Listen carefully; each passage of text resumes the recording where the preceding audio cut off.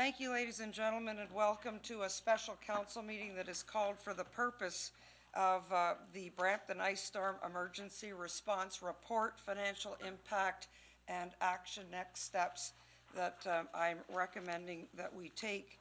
For those of you in the audience and council, this report was shared about an hour ago because the status of every aspect of the forum is being of the storm is being updated as we go. I want to open the meeting as mayor to say that I am beyond proud of the staff of the city of Brampton, of the work that you have been doing since we, those of us that were part of the Crisis Command Center from early Sunday morning, December 22nd, nonstop. I know that staff all had Christmas plans. I know that you missed your Christmas dinner. We all did. But we put the people of Brampton first and worked tirelessly in frigid conditions at a time of the year where, you know, you'd go to a smaller staff and so people could enjoy their families and their holidays. And yet you did it. And the most feedback we're receiving is appreciating the unbelievable dedication of our staff and how you've handled it. I'll also be speaking with the Brampton Hydro crews, who many of you have worked alongside in extraordinary hazardous conditions in the cold, freeing up trees and lines to restore power, which was our first priority from December 22nd till the final houses were connected just days ago when they became the one-off. As the Crisis Command Center, with all your involvement, as you know, we had to set up a triage of priorities, and the priority was power restoration for all homes and businesses. And businesses were affected as well. Some businesses that have some of our food and beverage companies that lost power were about to lose inventories and shipments, and people would have to have been laid off, very costly, and yet the crews responded, our staff hydro crews, and we were able to avoid that. There wasn't a fatality. We don't have a series of personal injuries. We're so fortunate. This will be known as the biggest disaster that has ever impacted the city of Brampton people.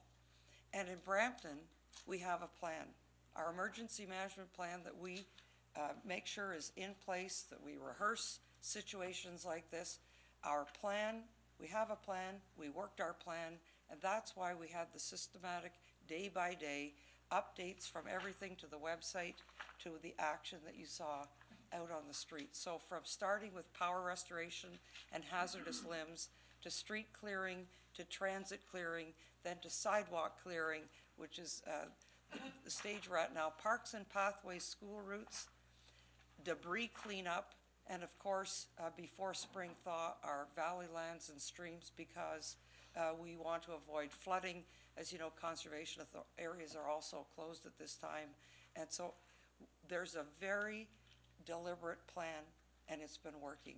And everybody needs to be known how important it is, your role. Everybody had a role, and everybody came through. Today we have a summary of where we're at today, and the conclusion is, in the province of Ontario, there is the ability to apply for additional funds in the event of a disaster format. So in the city of Brampton, the cleanup and the amount of debris, the volume, and the just the literal size of the task ahead is leading our senior management team to say, the cost of this storm, you need to have the additional support, you need to have the additional money, you need to apply for these additional resources. This is not declaring a state of emergency. Brampton got through this with our emergency plan just as it was planned to do. This is the next step on the financial relief, and it's a financial disaster. And today, council is called together in a special council meeting to approve the city of Brampton applying through the province. It's the province that has a disaster relief program that the Premier has, of course, visited communities and said the province is here and available. But there are steps to take to access those funds. And it is completely wrong that property taxpayers are picking up the tab for this disaster when there's a provincial relief fund that recognizes when these types of events occur. We believe it has, and today we'll be seeking that provincial financial support so we can continue to bring in the additional support and resources that we've been grateful to have so far. So I think, Alain, were you going to make a brief presentation? Oh, I haven't even gotten to the approving the agenda, but it will sort of come forward, we'll get this all done. That's housekeeping. Council, this is special council meeting. The procedure of the special council meeting is the subject of the agenda is the only subject for which we're speaking about today. So I have a motion by Councillor Callahan and Councillor Gibson to approve the agenda of the special council meeting. All those in favor? Thank you, that's carried. Are there any conflicts of interest? Seeing none. Are there any delegations to the special council meeting? Seeing none. The reports from official and John Corbett, our CAO, has prepared a report with our head of our emergency management services EMO office. And John, did you want to introduce Alain? And then we'll move forward with the motion, just for the benefit of those in the audience, because this is a busy day. We have to all get back to our posts. There is a motion, it's identical to what's in the report. It's moved by myself, it's seconded by Councillor Sanderson, and it's as printed. And as soon as that's voted on, we will adjourn the meeting and get back to working on helping families through this storm. Mr. Corbett. Thank you, Madam Mayor. Just before the presentation commences, I would also like to echo your comments and provide thanks on behalf of executive leadership team to all city staff that were involved in the exceptional response to the ice storm of 2013. As staff, you responded with urgency, you responded with exceptional skill, you responded with compassion for our city and our residents, and you responded with tenacity and certainly severe endurance going through what you went through. On behalf of ELT, I want to extend my sincere congratulations for the hard work and thanks, and we look forward to working with you to finish the job that we started. Thank you very, very much. Given that, we would like to turn it over to Lane. He's going to go through the report that he prepared. Actually just finished it late in the wee hours last night, and it's a very comprehensive report that provides chronology of the events, summary of the damages that were incurred, and the financial impact. Thank you, Elaine. Thank you. And just before I omitted to, because of my passion and confidence in people has just grown exponentially, and I've appreciated our staff, but also I believe it's in today's Guardian, we have a full page complimenting the residents of our great city for their patience, their participation, their random acts of kindness. In fact, I believe, TJ, there's a request for people to send in their experience, send in their photos, and let's capture Ice Storm 2013. That's the hashtag, by the way, Ice Storm Brampton, hashtag Ice Storm Brampton. I created that early in the process. And let's capture those real human stories of people helping people, people going door to door, people offering to help our work staff and crews, and a reminder to people that we know that you're buying chainsaws, but using a chainsaw on twigs and small branches, very dangerous. These are jobs for experienced professionals. Our staff are here to help. But to the people of Brampton, you just shone. And I couldn't be more proud to represent the amazing residents of this great city. They have absolutely shown second to none. Ellen. Thank you, Madam Mayor, members of council, good morning, members of ELT and colleagues and partners, everybody that's been with us throughout these last couple of weeks. Thank you very much. I apologize that you got this report last minute. Difficult to put everything together in the short time that we've had, but what I'd like to do is to quickly walk you through the gist of this report through a few slides that we've prepared to give you an idea, particularly if you weren't directly involved, of what this whole situation has impacted. And then we'll go into the actual recommendations as a second part. So, oops, not working. All right, it's frozen. There you go, ice storm. I'm not sure, it doesn't seem to be working here. Okay. Can we get this, move forward, please? Sorry.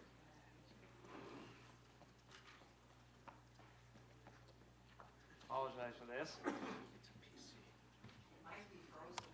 Oh, using the wrong. Just use the arrow scroll. Okay, I'll do that. Okay, thank you very much. Okay, so it all started on December 21st. The initial response throughout the few previous days, there had been accumulation of rain and ice on the trees, and the response really started on December 21st. That's when it's really started causing us problems, mainly with power outages, trees, branches breaking, and immediately Hydro One responded to calls related to power outages. They started to work, and they quickly needed some help from our Parks and Roads operations people who responded, as well as Peel Regional Police. That was the initial response throughout the day, December 21st. Around 1900 hours, 7 p.m., we were told that this could lead into a serious situation, and we started putting people on standby, some of the other support teams ready to operate. By 11 p.m. that evening, in a discussion with the Director of Parks, Mr. Duval, and myself, we decided that it was time to activate the City of Brampton Emergency Response Plan according to our bylaw, and we immediately acted upon this, activated it, opened up our crisis command center. At the time, in the late hours of the evening, we estimated it was 15,500 customers that were out of power at that time, therefore, certainly justifying our actions. Right now, further on, we didn't have that number at the time, but now we are estimating there's over 30,000 trees that were heavily damaged and caused all sorts of other disruptions. Basically, all of Brampton was affected. We have recognized there's a few wards that were hit hardest, particularly in places where there are older trees, more mature trees, which was really the brunt of the impact. So we've got a few wards, 1, 3, 4, 5, 8. I'm told also that section L and M were particularly hard hit because of the emerald ash that's over there, which had special situations. But also the downtown and Peel Village were some major areas. But again, all of Brampton was affected. Those were just a little bit more. And I've put up a few pictures as well of some of this devastation, just to give you an idea of what we've been we've been working at. Very quickly, overnight and in the next day, Hydro One Brampton and Parks operations started to work in tandem, basically going to areas where lines were down and ensuring that we had experts to remove trees and branches, and we had the experts to put the lines back up, working very closely, and they've done that for weeks, throughout this whole emergency until everybody was reconnected. At all times, our priority was safety, and that's what I've emphasized on this report, is that it was not a question of service at the first, and cleaning up and all that. That's secondary. Safety was always the priority, and in all of our planning and all of our steps, that was what we aimed for. Many city divisions were involved, and I wouldn't want to miss any, but this was really a collaborative effort. Everybody came through, all the divisions. I just had to pick up a phone, call somebody, and I've had one example that we needed some hotel accommodation for crews coming out, and I made a call to Mr. Sohail Saeed, and he was actually in Ottawa, and he says, no problem, we'll get it done, and right away started setting up arrangements, called a few hotels, got us some arrangements so that the crews that were coming from outside of Brampton to help us would have a place to stay. So people came through from all the divisions, mostly our staff, but also some local contractors initially were brought in to start the work right away and not wait until the situation got worse. Immediately, the external help came a little bit later. We opened up the Crisis Command Center. Basically, this is the alternate to our Emergency Operations Center. The reason why we decided to do this is because Hydro One was actually had opened their incident command center, they call it, is basically at 175 Sandalwood, which is supposed to be our emergency operations center, but of course they were using it and it was their priority, so we said we were going to move to City Hall. We opened up the council committee room and turned it into our crisis command center at the time. We brought together the emergency control group, a smaller group of key people. Mayor Fennell was there as head of council and spokesperson, and throughout the whole situation was constantly there to support and provide us the help and the liaison with the citizens in particular. Councillor Sanderson, as the council representative appointed to the Emergency Management Program Committee, was also there at all times. We had acting CEO Marilyn Ball is there, and then as the ELT representative, Mr. Julian Patterson was there. All of our team, the BMO, Brampton Emergency Measures Office team was there, strategic communication, and we were there 24/7, constantly updating and maintaining and keeping the lines open. But we also had a lot of the different operational divisions, certainly the parks works people who did tremendous amount of work. And I may be here in front of you, but actually the real heroes are the people that are out there, and they're still out there today, doing the work, and they're the people that really did the brunt of the work. We just did the coordination. And then we had external partner agencies. Hydro One and Peel Police are the first one to come to mind, but there's a slew of others, and I wouldn't want to miss anybody, so I didn't put a whole list there. We will do that later, and going back to thank all of our partners, everybody that helped us in this. The coordination, we held the emergency control group meetings on a regular basis. At the beginning, we had them 3 times a day.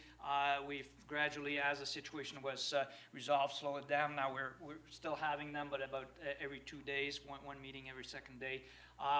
Regular updates, and we're still sending out updates because the situation is still evolving. There's still things out there. We're sending out updates through emails to anybody that is concerned. Certainly members of council, ELT, and senior staff have all been kept informed as we went on.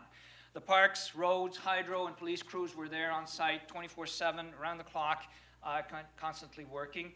And the command center was open, and we had people there to support the crews out there at all times.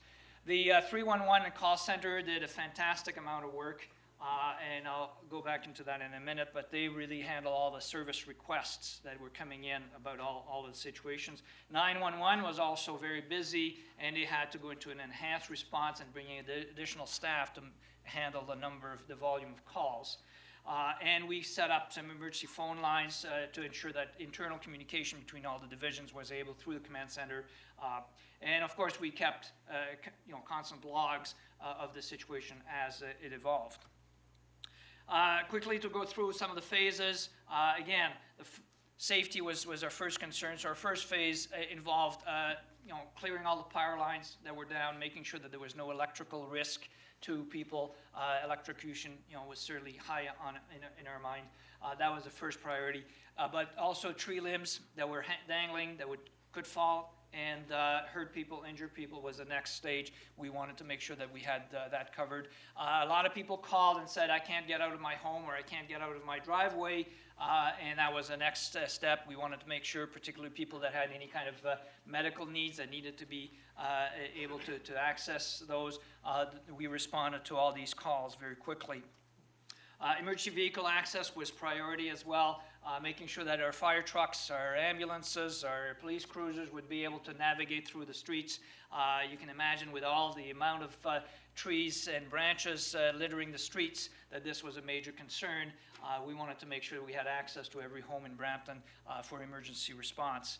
Access to hydrants as well, because the timeliness of making sure that we could provide that firefighters going on site would be able to access the hydrants very quickly, and general road clearance for any kind of situation that people would be encountering.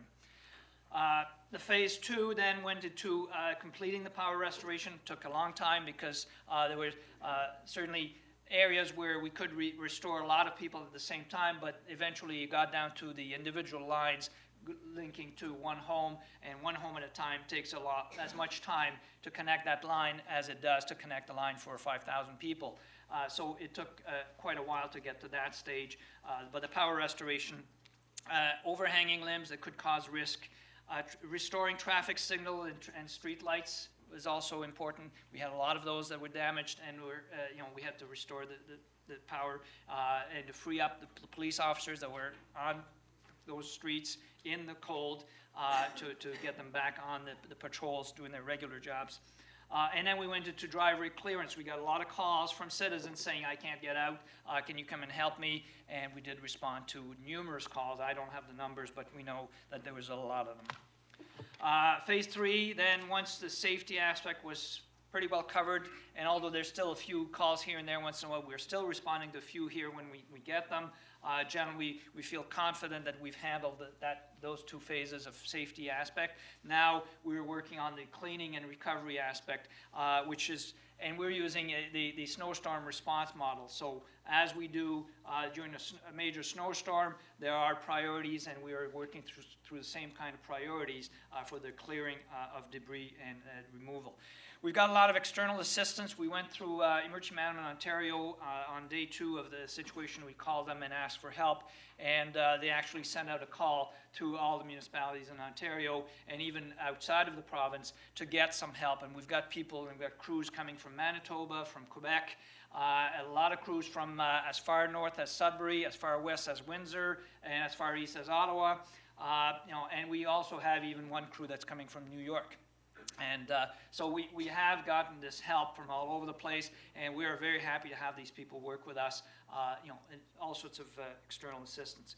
We are still working through numerous service requests that we are prioritizing depending on the situation. People that have that are more vulnerable are being taken care of. There is an evaluation that we go through every time we get a call, we get a request to see how urgent it is to respond to that. And we are handling the urgent, and we are now getting down to the less urgent but still important. The call center, as I said, was extremely busy. A normal Sunday volume for the call center is about 350 calls. On the Sunday, December 22nd, the volume was over 6,000 calls. Normal monthly email volume for emails requests is about 400. From December 22nd to 23rd, the emails that came in were over 700. So you can imagine that the volume of work handled by the call center was just astronomical. Oh, thank you. Okay. We did, at a certain point, we realized that this was going to be going on for a while, and people did not necessarily have a place to go, and it was getting cold. So we decided to open warming centers and shelters. Initially, we opened City Hall, Archdeacon, Earnscliffe, Gore Meadows, South Fletchers, and Century Gardens.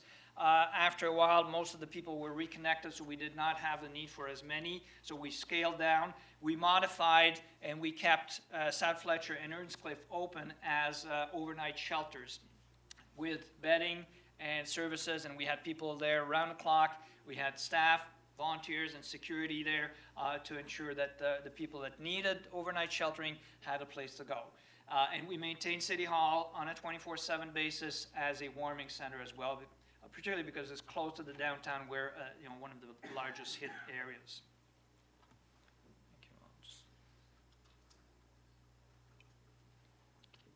Our communication team did a fabulous job, really constantly working to get messages out, and this is just a small token of what they've actually been doing.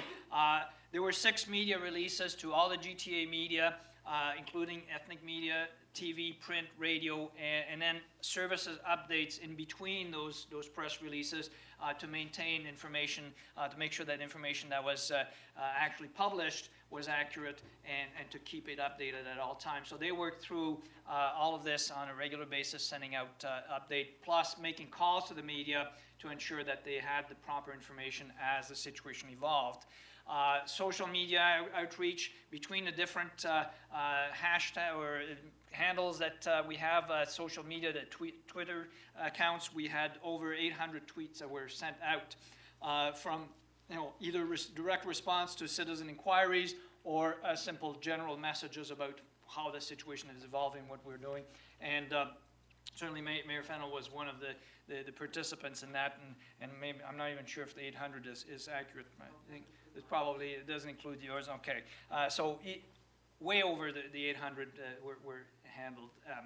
We had the website banner, and hopefully you've had a chance to go and look at the website and see that on the City of Brampton, Brampton.ca website, on every page, there was this banner which people could click, and it would send them directly to all sorts of information, all sorts of data, and about the situation, what we were doing, where to find services, where to call for help, how to go and get those services. There was a number of live interviews as well. Mayor Fennell in particular was on TV, CP24, Breakfast Television, and a few others, and on radio doing interviews as our spokesperson, basically informing our citizens of what we were doing. So a huge amount, and it's not finished, it's still going on, and as we said, there's the thank you page is going to be out today, and there's more to come.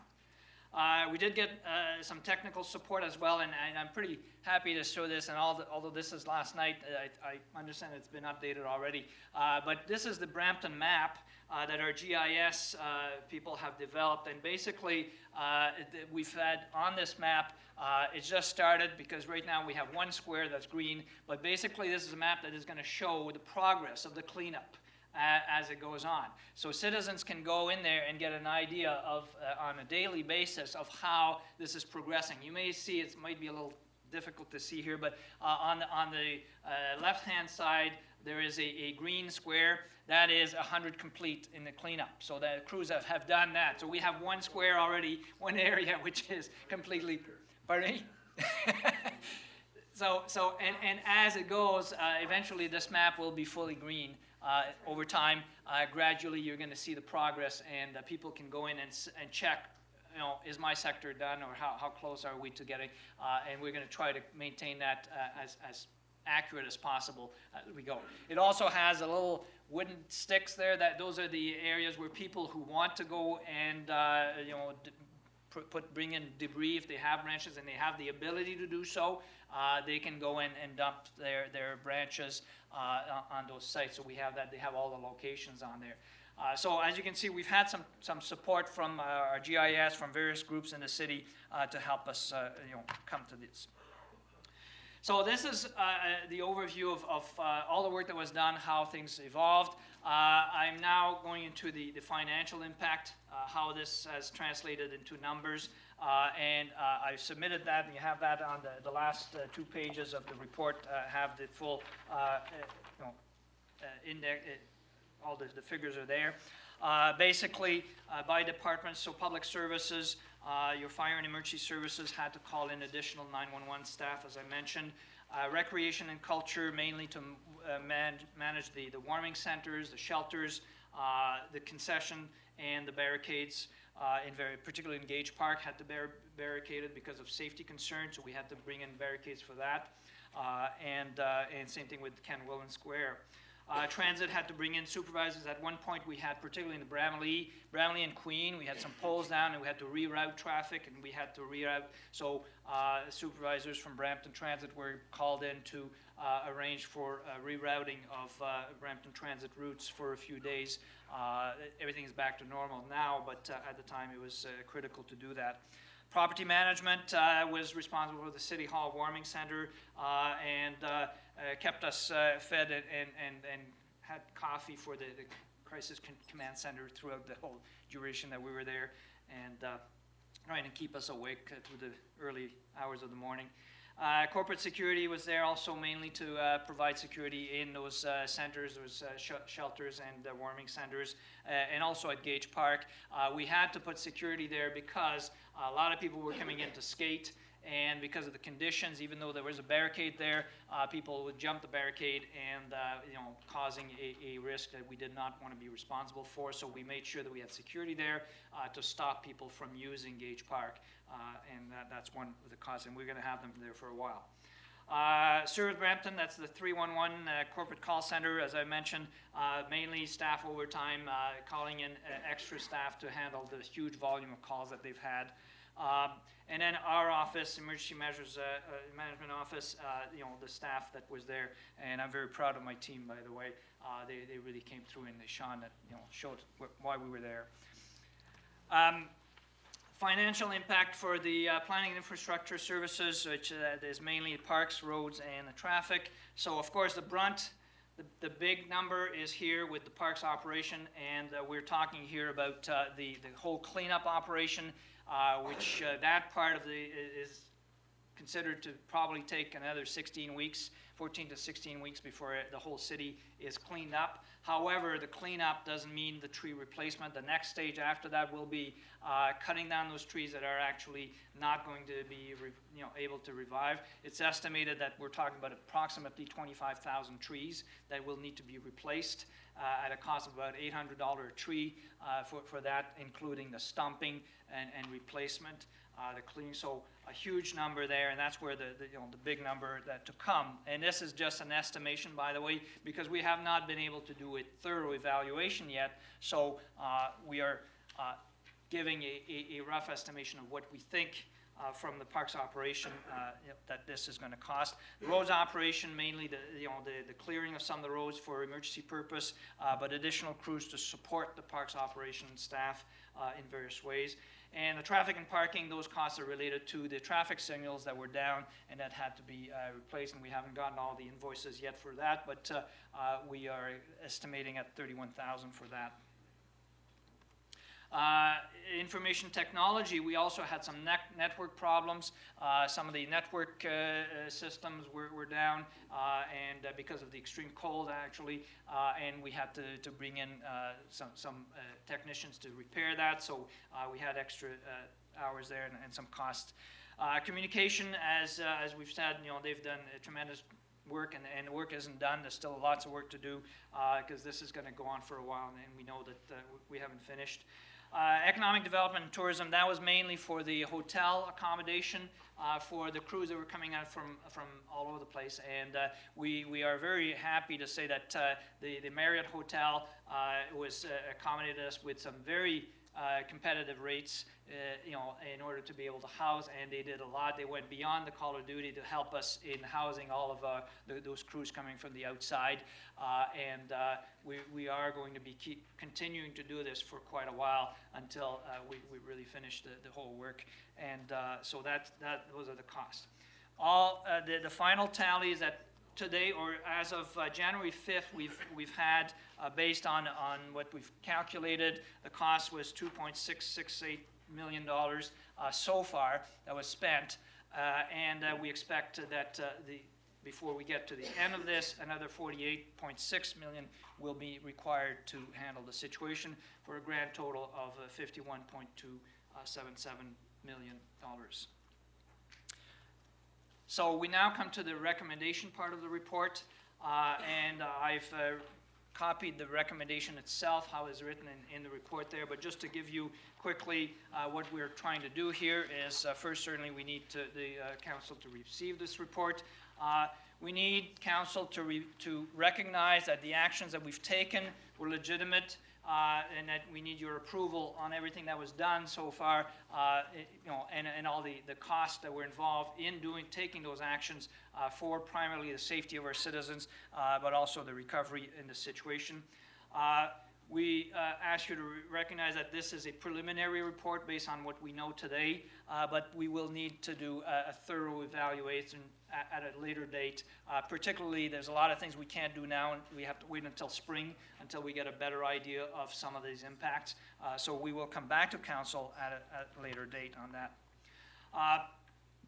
One of the key elements of this report is that we are recommending that Brampton be declared as a disaster area under the ODRAP program. The Ontario Disaster Relief Assistance Program is the only existing program currently in the province to support municipalities that have gone through a disaster or major emergency. And to do that within 14 working days of the onset of the situation, the incident, we need to make a request to the province to have the minister declare the area as a disaster area. Once this is approved by the minister, then we need to create a disaster relief committee, a special committee of citizens that will then manage the whole operation, the whole disaster relief program. We are also asking that Council present a request to federal and provincial governments for funding programs for disasters, because currently the programs that exist are not really very effective and do not deal with the needs of municipalities, in particular with all the links to the climate change aspect. So we are asking, for some support in this aspect. We are asking simply to be authorized to submit the report to the Ministry of Municipal Affairs and Housing. That's just a ordinary request. And then we are also asking to coordinate this request with the Region Appeal, City of Mississauga, and Town of Caledon, who we know were not hit as hard as Brampton, but still did have a lot of consequences as well. And a partnership there is recommended. And finally, we want to forward the resolution and the report to the Region Appeal. So that's the recommendations that we have. I want to thank you for giving me this opportunity to present here on behalf of all of the people that did the work out there, and I'm really proud to see how we all came together to do this, and I am ready to entertain any questions, and I may actually delegate some of the questions to some of the people here if it's more technical than what I can answer. Well, thank you very much, Alain. That's a very comprehensive report of something that's changing hour by hour as we've progressed since December 22. Just one on the resolution that is before the chair. I'm adding under number 9 where it says the report before to the region. I'm saying and our MPs and MPPs. They would like to have that full report, and they should also. I've added that as the mover of the motion. On your comments about hotel and accommodating the workers, I also want to, part of our reach out and appreciation, which we'll be planning, I'm aware that families who were unable to stay in their homes during the ice storm went to local hotels, and I heard stories of storm rates lower than average, lower than normal rates for families during that time. Some families actually went to the hotel, brought the tree, brought the presents, and just said, well, we're having Christmas here. So our local business community did not take advantage. They actually were part of the solution and provided those rates. I know our Brampton Beast Hockey Club reached out through between Christmas and New Year's and said, if you want a place to warm up, we open our doors to all residents of Brampton to attend those games free of charge, because the ice belongs in the arena, not, of course, out on the streets. I know the GIS map that we've been developing since this storm has been most helpful in helping Hydro know where the problem spots were as people worked with us. Our tweet reach is very important. Some people will say, well, why would you copy the mayor? Well, the city has about 300 or 400 followers, and we have well over 3,000.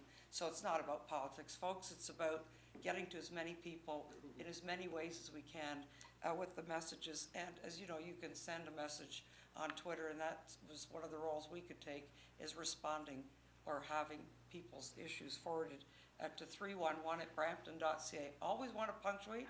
It's still the best way to get in touch. You say, I don't want to be on hold. So you could email 311@brampton.ca. You will get a response. Your situation will be logged. It'll be prioritized, and you will get action. I think the social media was instrumental as part of this concern. Thank you for acknowledging the CP Breakfast 24 interviews.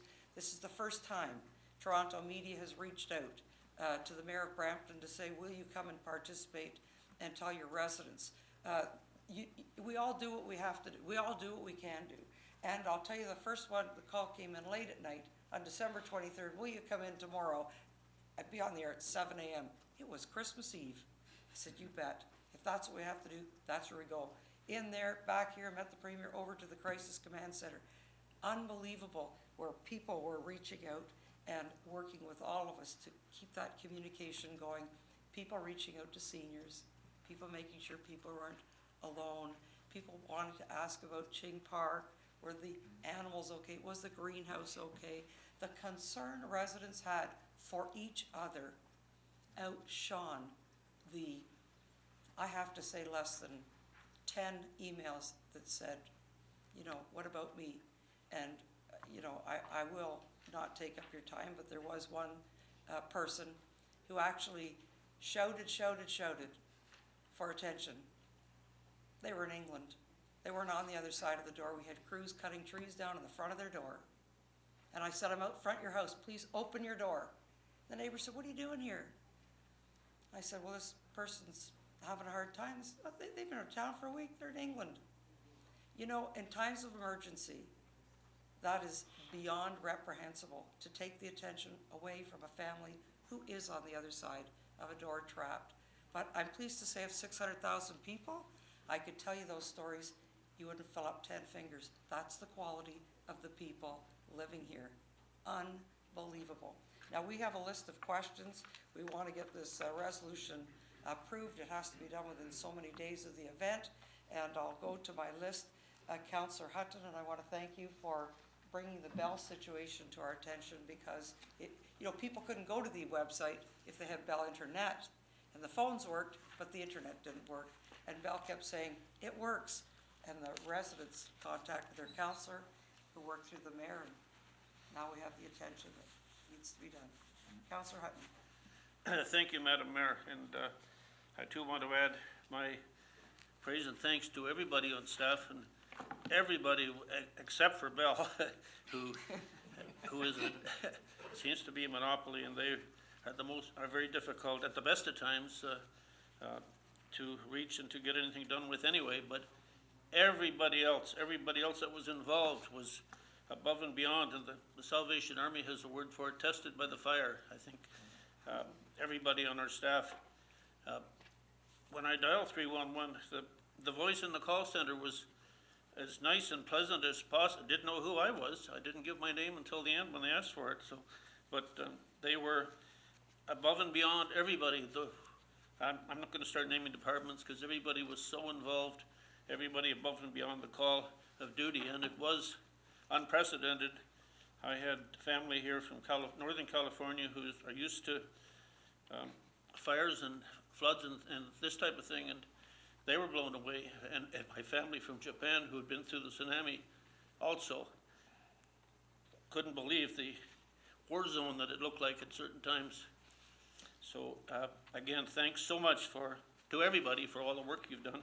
I have a few questions regarding a couple of things. First, the shortage of salt. I myself went around 5 or 6 different places, couldn't find any. I know, hopefully, I don't know if we can get to the province to help provide some salt or not. The Toronto, I know, is adding beet juice to the salt. I'd hope that the Works Department, I don't know if they've been doing that for a while, but that certainly helps, especially when it's so cold. I'll just ask a whole bunch of questions, and I don't expect answers immediately on some of these things, but That's probably a good idea. If everyone answers their Yeah. questions, it goes to the next storm crisis certainly, meeting. yeah, things we need. One thing we can do, if people, get a message out to people who can't get salt, is to use high nitrogen fertilizer. If you know somebody in the farming business, the apple orchards have ammonium nitrate, which is 100% nitrogen. A lot of the people, they put it on with corn and things like that. If you have fertilizer, this fertilizer used in the spring with a high first number, that works even better than salt. It works very quickly. It's more environmentally friendly as well. If it's very high, you may have yellow grass for a few days in the spring, but it certainly comes back with the first rain. But I would suggest, that's what I've done, especially in areas where it's going to get into the grass, this type of thing, or plants, to use, if there's fertilizer left over, look for a high first number, which is the nitrogen, and that will do even a better job than salt, and certainly more environmentally friendly. So I'd recommend that to anybody, especially if they have, a lot of people have their spring fertilizer. In fact, go to the stores and get some of the spring fertilizer now. I think some of the garden supply stores or the big box stores should have that in stock. So that's just a suggestion. To bylaws, I'm hoping that a lot of leniency is being shown to, people, especially if you can't, how are you gonna clean your sidewalk if you can't get salt? It's gonna be very difficult, and I hope there aren't a lot of people going out there. Tell them to put their ticket book away for the time being until we get through this. We're still, I guess until Saturday when we get some warm weather. We got a real heat wave coming on Saturday apparently, so that should help well, going up to 5, I understand, so hopefully until at least next week that there won't be any prosecuting and parking on the street if they have to, but we know when the plows come through, the vehicles have to be off the street. That's common sense. So to the Parks Department, and I'm not sure if all trails are going to remain closed or if they're going to be an as needed. A lot of the people use the park trails to get to their schools. I know some people have called me and they say it takes 15 minutes longer to get to walk their kids to school now because they can't get through the park, and they said there was only one tree down, and if I know some parks have it's going to be impossible for quite some time. Gage Park is an example, but if there's 1 or 2 trees in a park, hopefully that will be done on a first case basis, and that park, so those can be opened as quickly as possible, so kids can get to school on the trails. Most of our schools have parks affiliated with them or connected to them. I know for one, Wexford, if you drive down there in the morning, there's 30, 40 cars parked along Wexford with parents walking their kids through the park to the school because of to avoid traffic problems in front of the school. That's been going on for quite some time. So hopefully parks that affect schools or the trails, and if there's a minimum tree damage in there, that will be cleaned up as quickly as possible. So the cleanup is going to be very difficult. It's because I've got people calling. We've got a whole mess of trees in our backyard. We don't have room in the front to store it all. We can haul some out, but if we hauled them all out, it would you never see the house. So hopefully there'll be staggered pickups for this type of thing, and I'm not sure. I guess online there'll be dates of when this stuff's going to be picked up, but it's going to have to be over a period of time because a lot of people can't get all their debris out at one time. They just don't have the room. And it's a lot of work as well, so hopefully there'll be staggered times. In the beginning, we were told it was only going to be picked up next week with the chipper doing the Christmas trees, but I'm glad to see that that was through the region and the region's normal pickup time, but I'm glad to see that we're making arrangements to pick up on an as-needed basis, but it's going to take a long time. I think it'll be a month or so before everything gets picked up and cleaned, so hopefully they'll be able to stagger that and come back to different areas at different times. And my final question to the fire department, burn permits are, I think they're you can get them for a month, I think, if I'm not mistaken. Is that right, Chief? And if they can, and there's a cost to that as well. So I'm not saying exempt the cost permit, but maybe extend because people with large properties who want to burn. I know you need the records. You need to know where it's being burned for the safety of everybody else. The fire department needs to know if things are being burned. But if it's on record, I'm wondering if there can be some exemption A to the cost if people come in and register, and B, if it can be extended over a longer period of time. So that's something you may want to look into, Chief, and get back to us on that. Some people in the rural areas and with larger properties will be burning their own debris and branches and things, but it may continue on into the spring even. So We can get back to you on that. okay, thank you. I think that's all my questions so far, and again, thanks to every single person who was involved. And we got the credit. A lot of people were calling up and thanking us as councillors. I'm sure my colleagues in the same situation. You were the one who did the work, and we got a lot of the credit and the praise for it. So thank you again for making us look good, although we don't really, you're the one who did the work. We don't deserve it. We just manned the phones and passed the information on. So again, what a great team it makes us proud to be citizens of Brampton, because we know we got the best, so, thank you. Thank you, John, and just another avenue of what happens when you have a crisis command center where you bring everybody together. The city was reaching out to our local stores on what the status of new salt shipments was, and is continuing to be, because we were communicating that as well. When people bring in skids of salt, I think Costco brought in some extra skids, and then it was almost a bit of a hockey game trying to, so we were asking everybody, trying to keep people posted, but down to that level of detail. I know Chief Kudajar's been on with the head office of Canadian Tire, Lowe's, Rona, Home Depot, grocery stores, and they're understanding that they need to mobilize their supplies and bring them into this area to help our residents. So thank you, John. Councillor Callahan. Madam Mayor, I go back to the memory that we did have a storm like this, or Quebec did, and we helped them out by trucks coming from all over the world. So it's an interesting phenomena amongst Canadians that they are there to help one another. The mayor raised the question of people using chainsaws and the danger that exists. However, you're requiring them to cut up into little pieces the wood. How is that going to be dealt with? Is that a change in policy or a change in process, or what? If I may, Madam Mayor, Councillor, this is a regional policy. The city is going beyond that. We are actually going to be going around and picking up, regardless of the size of the ranches. We have not followed through on that. We are expanding beyond. The region of Peel, and I won't talk on their behalf, they have a certain policy and process, and that's their regular process, and that's all they've been promoting at this point. But our crews have been going beyond that. We've been picking up, whatever is left on the curb, and we're going to continue to do that. And again, we're talking about 14 to 16 weeks just for that pickup, and in a staggered way. And we will go back where there is, to answer Councillor Hutton's question about the staggering. We have planned. We know that we will.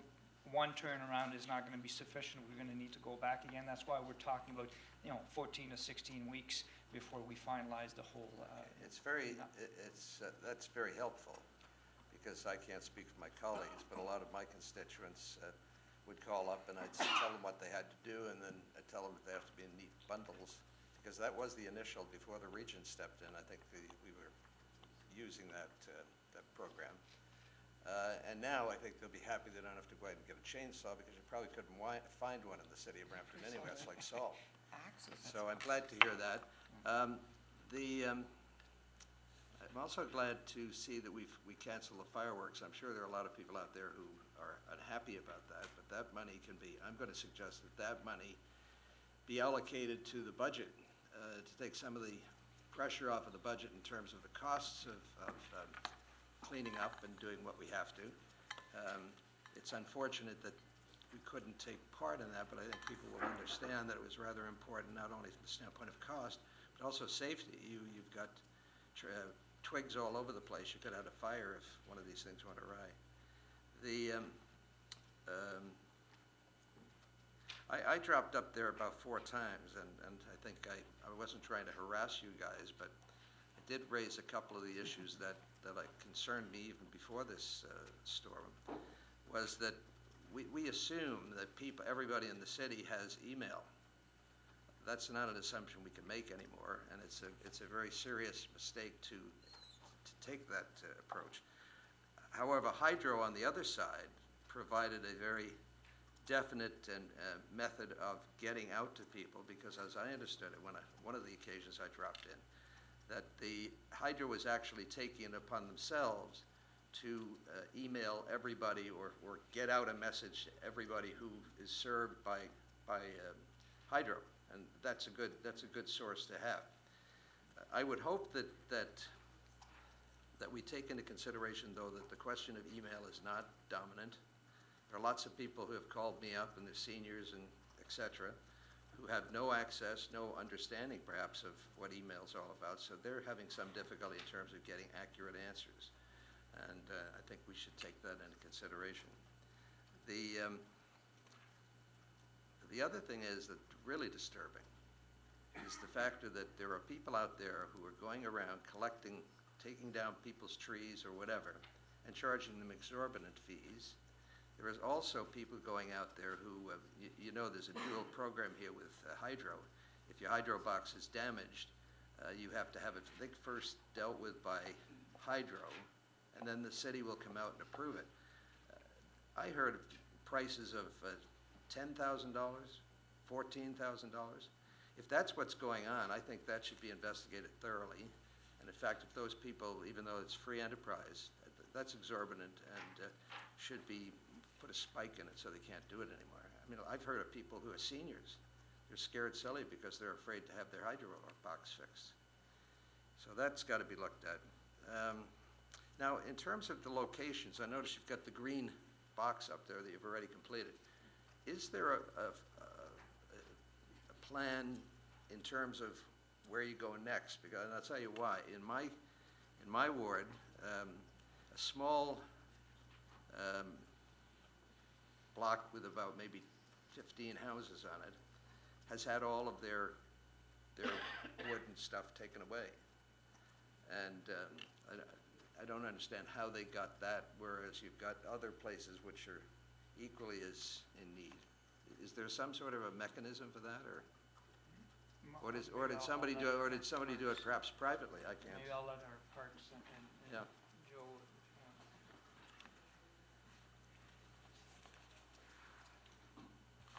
Through you, Madam Mayor, some of the smaller streets were so cluttered and were devastated that the only way to clear them was to actually remove the tree.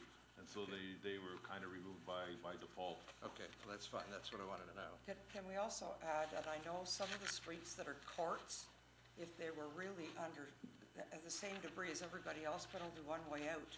So for safety reasons in EMS vehicles, you had to go, and courts almost are receiving some priority because they don't have the option of going left or right. In some streets, we only opened up one lane just to make sure emergency vehicles could get in.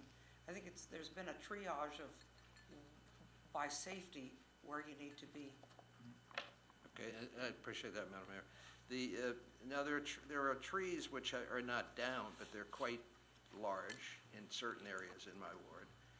People have wanted to know whether or not the city will send out one of our arborists and give the check to the tree, knock on it maybe and say, how do you feel today? So that we don't go away thinking that all of this is over in 5, 6 months from now, but that there's the danger of that giant tree or giant trees that are going to fall down on top of the backyard afterwards.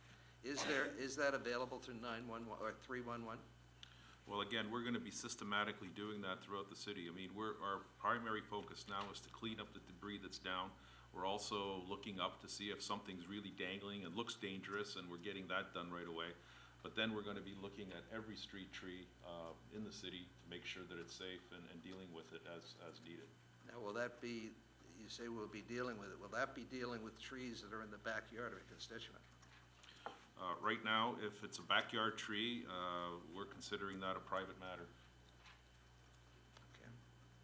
All right, it's good information because I try to keep my clients or my constituents aware of what's happening, and it was a little confusing at times, I have to say.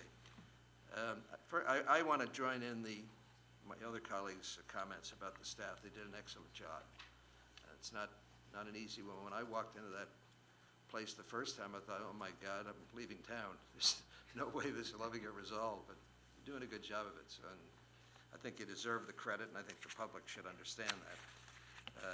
But I think we learn things from this disaster. And every time we learn something from this disaster, it was a worthwhile endeavor in cleaning it up. So I'm sure we will have some sort of a countdown of things that we missed. And I don't think we have to be embarrassed that perhaps we missed something, because you don't get one of these every day, so you have to sort of do it by, experience. The Twitter, I don't know what Twitter is. I don't know what Facebook is. I still knock on doors during elections and talk to people, and they ask me, where's your Twitter or your Facebook? I said, I don't have one. But the point I'm making is the Twitter opens up a whole area of people who want to send information. it may be valid, it may be invalid. And what happens is, if you allow Twitter to take place, as far as I understand it, you can sort of clear the airways, and you get all these crazy things, like you said. I think you made a mention of someone who had a rather ridiculous reason for calling these troops. And that, in fact, slows down our ability to be able to deal with those situations which are really life-threatening or of some importance. So I don't know how you stop Twitter. I think eventually it'll be stopped, just like newspapers have become so obsolete that nobody will be doing that. They'll find some other way to get around it. I'd like you to make sure of that. The question of salt, and I have to applaud the merchants in this community. They didn't try to jack the price up. I went around to several places to get salt. They were the prices that they would have charged even if it wasn't it, and I applaud them for that. I mean, that's the type of family we are. The guys that are out there hucking, and they deserve to be prosecuted in my mind. That's totally inappropriate. Finally, the question of damages, I'm understanding that the first line of defense for the constituent is to contact their insurance company. The only difficulty with that is that I learned when a mature doe jumped into my pool and I filed a claim, they opened up a file. I did it because there might be some damage to the pool. No damage. My rate went up simply because I had reported the incident to the insurance companies. And I think if there's anything we should be doing is maybe sending out a message to them saying, hey, get off that kick. These people are trying to protect their situation. Rather than just result at the end of the spring when all of this becomes apparent, that these people are not going to wind up having to cover their own costs. So I would hope that our corporate entities that carry on business in this community would understand that this is a family situation. Nobody's trying to make a buck, or shouldn't be. We should be endeavoring to get the city back as quickly as possible to its safe way it was before, as we would do in a family, and get on with it. So just some suggestions I make today. Thank you. Okay, Bob? You Yep, done? thank Okay, you. thank you very much. Councillor Sanderson. Thank you, Madam Mayor, and Elaine, I think you better clarify. I think there's going to be a mixed message sent out there that if the stuff is not out there, they're going to come back again. I don't believe that's the case. I think once they've gone around, that's it. We're not allowing for all these, people to put stuff out next week or the week after. So, Joe, what's, and the other thing too, and Joe mentioned it, that's the private side, so. Through you, Madam Mayor, the way we're handling it right now is we're collecting basically everything from the front of the house right out to the curb. If a homeowner. That's important. I just want that emphasized, because that's not what other communities are doing. Other communities are saying, if it's your tree, and in Brampton, we're saying from the front of house to the curb, because that's what we're doing in our cleanup. But I think it's an unresolved question. What do you do with further limbs if people drag their privately cut down tree from the back and put it at the curb after you've been by? I would say that's unresolved. We ask people not to do that. Yeah, and I guess we haven't faced that situation yet because of the weather and the snowbanks and what have you. I'm sure we're gonna see more of that as the weather breaks in the spring. And I guess that's gonna have to be a decision of council as to what level of service we're gonna provide the citizens at that time. I mean, it was made mention with the Region Appeal and their yard waste collection system. It has to be bundled, it has to be a certain size. Some of these trees are huge, it's pretty tough to do that, so unless you hire a private contractor to come into your backyard, cut up the wood and take it away, which is very, very expensive, or whether you haul it out to the street, and that's gonna be something that's probably gonna be brought back in our further report for council to consider. Okay, but I think we gotta be really careful with that message there, because when Councillor Callahan asked that question, and Elaine answered it and said that, bring it out and they'll be coming around again. I don't think that's the case. especially right now, anyway. Counselor, if they bring it out right now and we're going there the first time, we will be picking it up, That's- because we will I'm know where talking- it came from. But once after that, yeah, we're not That's what I'm coming back. talking about. So Yeah, once we're they've not- already gone by, then it's, the other thing, I wanna say, and the mayor already mentioned it, that I was at I was there most of the time, participating in the meetings and et cetera, and doing the tours around the city, and I gotta say a lot of the same things that the rest of the councilors have said, so we don't need to dwell on that. But I just wanna say, I was in a store just before Christmas, and it was around midnight, and this lady come up to me, and she was a resident, and she'd been without hydro and without heat and all that kind of stuff for quite some time. And she was quite irate. And she really took me to task on some of that stuff. And I just listened to her. And when she was finished, I said to her, "How many people were killed?" She said, "I don't know. None." "How many people were injured?" I have no idea. I said, "None." And she tapped me on the shoulder and said, "I'm sorry." So people do get it, but they also do get frustrated, as we could see around the center there. People were getting frustrated. I just want to say that, and this goes back, and I'm going to pat you on the back a bit, Elaine, but this goes back to when the city of Brampton started this here department here. And I was the president of the Board of Trade, and I was over here at the atrium when they introduced you to the city of Brampton, what you're going to be doing, all this kind of stuff. And I just stood there and I thought, wow, this is really something. Are we expecting a disaster somewhere along the line? But thank God we don't get these very often. But I just couldn't believe that, first of all, what we were doing, but then I've been at a couple of different events, and Councillor Sprovieri and I were actually on the dinner cruise with the Ontario Emergency Preparedness, whatever. You invited us to go down there, and you are so well respected across the province with the Emergency Management Division, and I've said that more than once.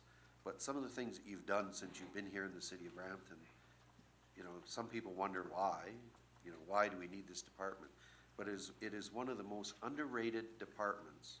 But in an event like this, if you and your staff weren't here, I don't know what the city of Brampton would have done. So kudos to you, kudos to your staff. And I got to bring up the SERVE program, because I'm so proud of the SERVE program. But when the Premier was out here and she visited one of the warming centers or the shelters, she was blown away by our SERVE program. It is one of the largest SERVE programs in Ontario, correct? Yeah, one of the There's only largest. 3 in Ontario. There's only 3 in Ontario, all of Ontario. John, say the whole word so people know what CERV means. Yeah, What is SERVE? yes. Tell them, I can get my staff. to- Certified the- Emergency It's Response community- Volunteers. Community emergency Community response emergency volunteers, response volunteers. exactly. Good. And these are Brampton citizens that are giving up of their time to be ready to help their neighbors in case of situation, to supplement the work of our emergency responders if they're first on a scene, or if there's kinds of situations we just went through. Yep, yep. But some of the work that those people do, men and women do, Yep. it is just unbelievable. Like you say, giving up their time. And not only did they work through the storm, they were working New Year's Eve. So I know I've talked to the chief here before, and him and I are gonna be sitting down having another chat after this is all over, because we need to really take a look at your department, what you do and how you do it, and how you're able to do it.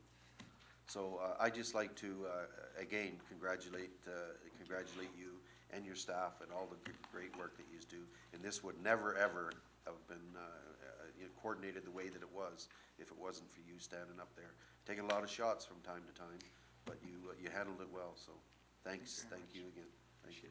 Thank you, Councillor. Just on, as we're thinking of the many dimensions of this storm, some people have asked about parks, trees. We pride ourselves on a canopy in our parks trees that have fallen over into their backyards.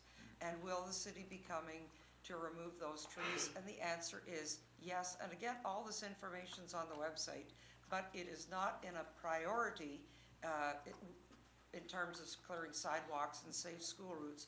But if a tree is on public property in a park or a valley area or open space and it's fallen over onto your property, you can register that with 311@brampton.ca. Somebody will come. If it's damaged the fence and there needs to be some assistance in making sure the dog doesn't get out, we may even have some materials, or we need to ask you to help keep your yard enclosed. but city trees will be gotten to, and of course, that wouldn't be a hazard, but it needs to be corrected, so just to add that in as well. And again, the CERB volunteers, Councillor, you're right, the Premier was surprised. What do communities do without CERB volunteers? They are using the resources of Red Cross volunteers. And because Brampton has in place remarkable people who are CERB volunteers, we were able to release the Red Cross volunteers to be working in other communities. We were able to look after ourselves. And they were manning the overnight shelters, so very, very, very impressive. Thank you. Councillor Moore. Thank you, Madam Mayor. And I just want to echo Councillor Sanderson's comments with respect to the amount of respect that you have across the province, Elaine. I had a conversation over the Christmas break with our Minister of Municipal Affairs and Housing, Linda Jeffrey, and she reminded me about how lucky we are to have you and how well respected you are across the province. So let's hope that translates into a check being written from the province, because she'll know that we did everything possible here. I think I said in an email this morning that we all recognize that it was a huge team that helped to Brampton recover from this, but you helped to build the good bones in terms of the strength of the team. So thank you very much for that. I was also thinking, as you drive by some of the locations where we're taking the branches and the trees, surely to goodness there's an opportunity for some revenue generating from mulch. We'll have enough to supply the province, or at least the GTA, with enough mulch, so maybe we can sell it to recover some of those costs. I say that somewhat tongue-in-cheek, but I think our next challenge is going to be, where are we going to store all the mulch that's created from what's that? To take just a few comments. You know, I'm sure there's going to be a full post-mortem on this, and we can never plan for every potential disaster that could possibly happen. We hope they're never going to. There's always things that we could do better or differently, as I said this morning in an email, but there are certain things that were rather obvious in this, and not necessarily from our perspective, but you know, when we sit down with Hydro, it is time to have a serious conversation with Hydro about burying some of the overhead wires, some of the damage in the downtown, the power loss in the downtown, and the amount of response and energy that we had to put into that response in the downtown was largely due to the overhead hydro wires. Another dimension to that was, and I think Councillor Callahan mentioned, the number of people that had their hydro mast pulled off their house. You know, we all think of sewer and water main and gas underground. We instinctively know that we're responsible from the curb to our property, and yet the overhead wires, not a lot of people make that same connection, that they are responsible from the hydro pole to the mast on their home. And they were left with having to sort of fend for themselves in terms of not being vulnerable to the people who might take advantage to them with repairing the mast and the process that you have to go through as a homeowner. And I'm one of those ones with the overhead wires. So you know that, you know, getting your mast repaired is just one step in the process. Before you do that, you have to have a reputable contractor come in. And I think that Hydro, as part of their postmortem, need to consider assembling a list of qualified contractors that they can leave those residents with. When the mast is torn off the house and the hydro is restored in an area, there were 5 or 6 or 10 houses in my area that didn't have hydro for several more days because of the process of finding a contractor, having the mast repaired, which is only the first step to having then ESA come out and have a look at it to send the message to Hydro that it was okay to flip the switch to turn it on in that house. That takes more time. People don't understand that or appreciate it until you have to go through that process.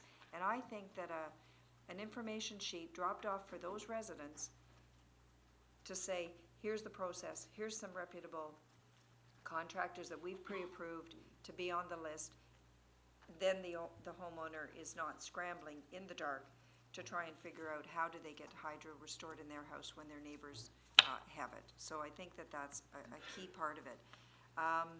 Their website, if you went on Hydro One, general website, it was exceptional. They had little hard hats. Every place they had a work crew. They had, a little triangle. There were different colors to say how many people were without power.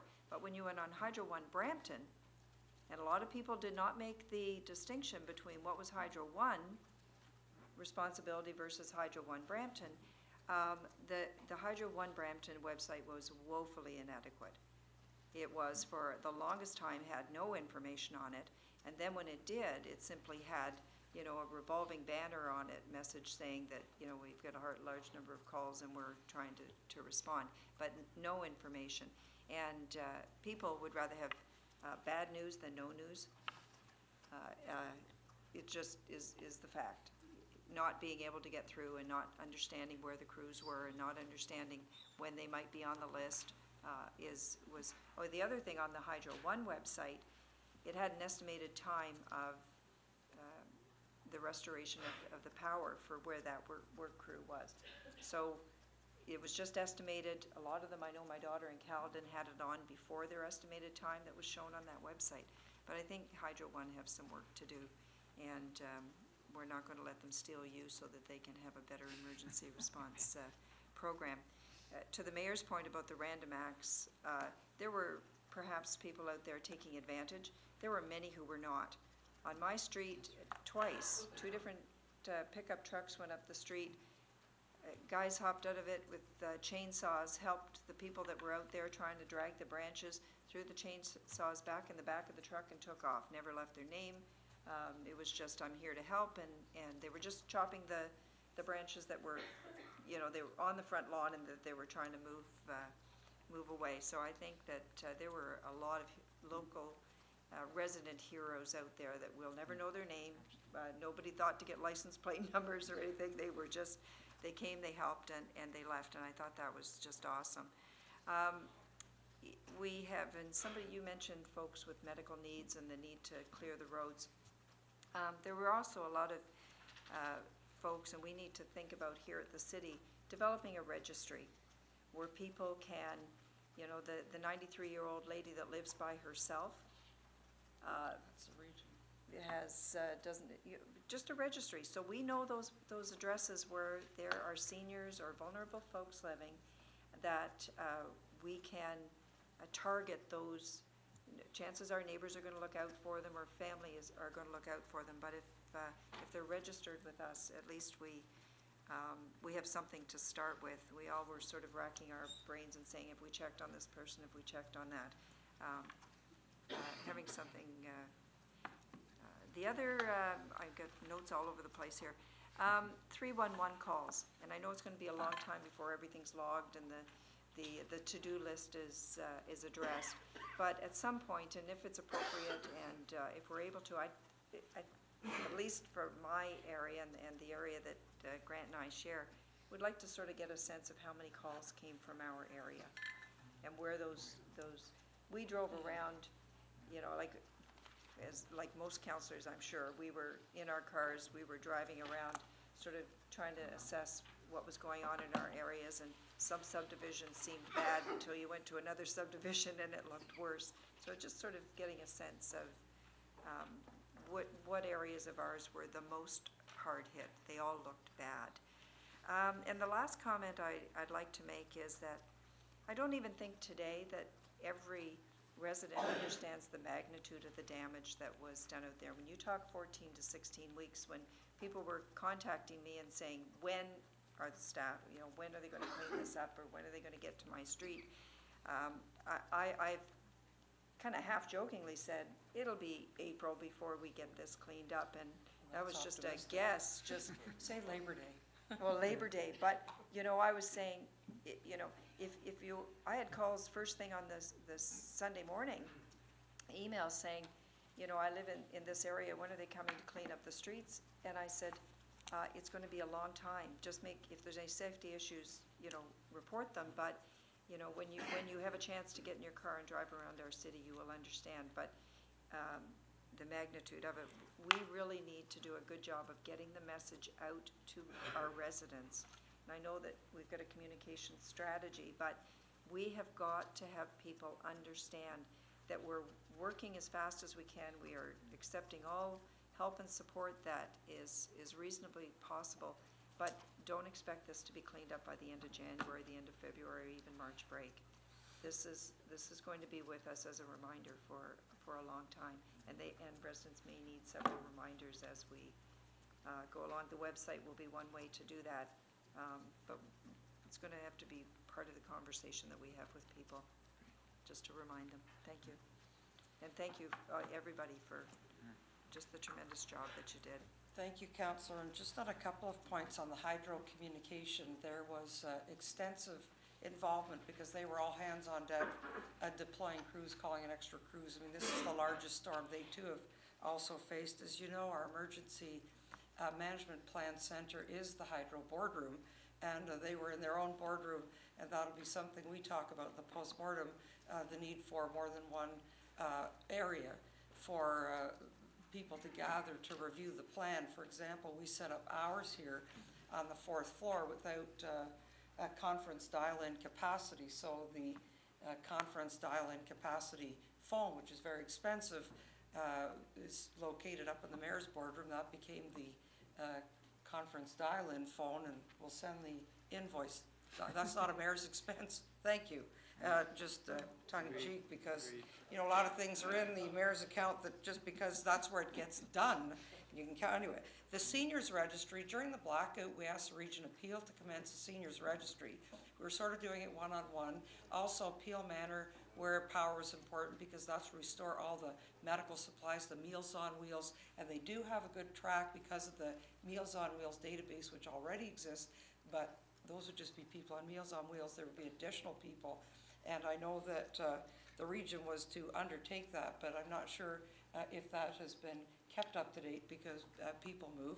But it is very important having the ability to communicate with everybody. With respect to the regional waste cleanup, we had 2 conference calls with the area mayors, myself, Mayor McCallion, Mayor Morrison, and Chair Cole, because the region, as you know, is responsible for waste management, which would be sort of debris pickup in the region of Peel, and they function by contract. And the contract provides, commencing, I believe, this week and next, the trucks come in to take your yard waste trucks come through to take your Christmas tree away.